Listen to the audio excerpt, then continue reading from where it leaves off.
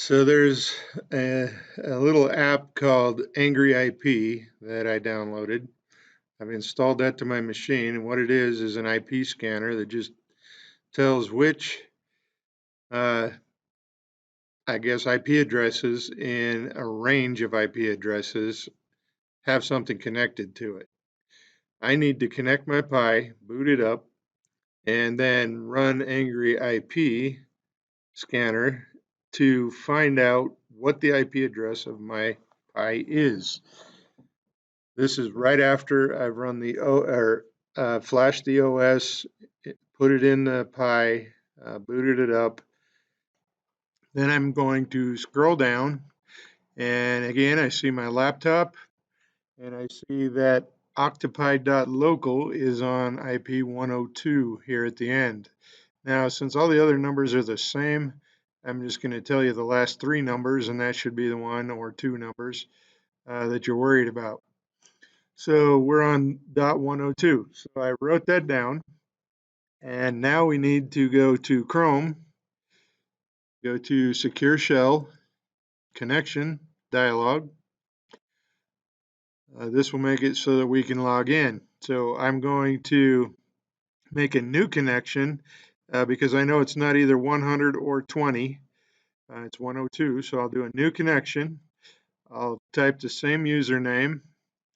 And we're going to do 100, but I'm going to change that to 102. And we'll hit connect.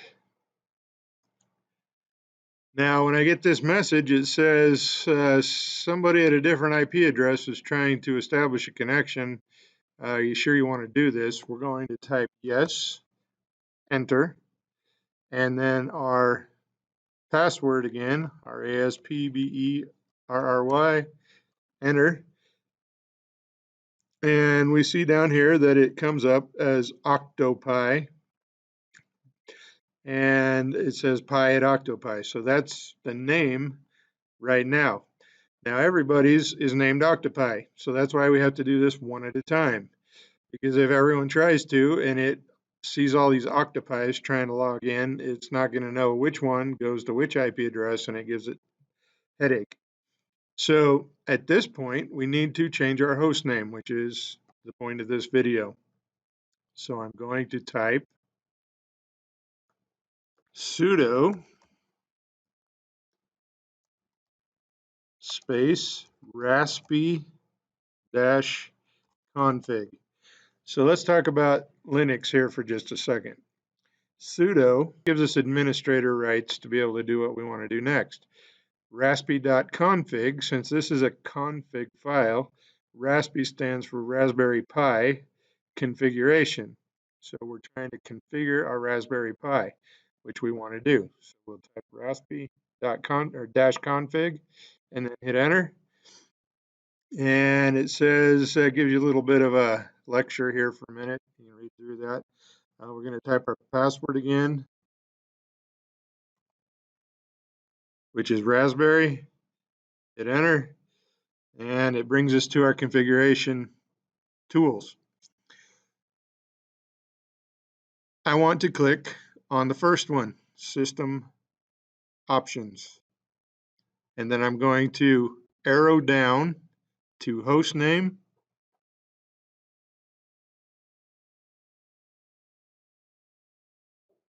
And I'm going to type Powell 2 because I've already done this on a different printer. Right now I'll name it Powell 2. I want you to name it either your first name or your last name without the octopi. Then click arrow down and hit OK. And then arrow over twice and hit finish. Would we like to reboot? Yes.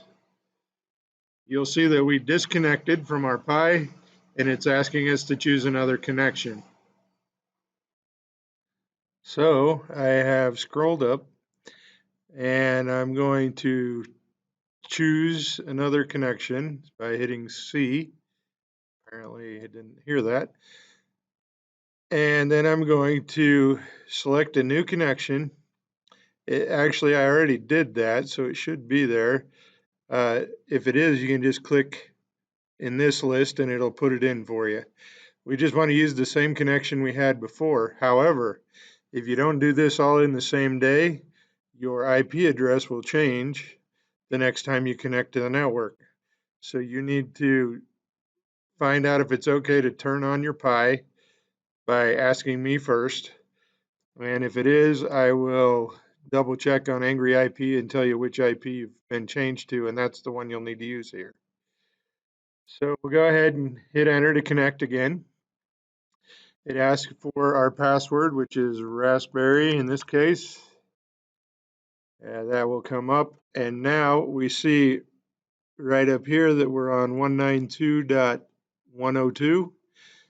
And right down here it shows Powell 2, which is what I named my host name. So I know that host is correct, but I want to double check and make sure it shows up on the network.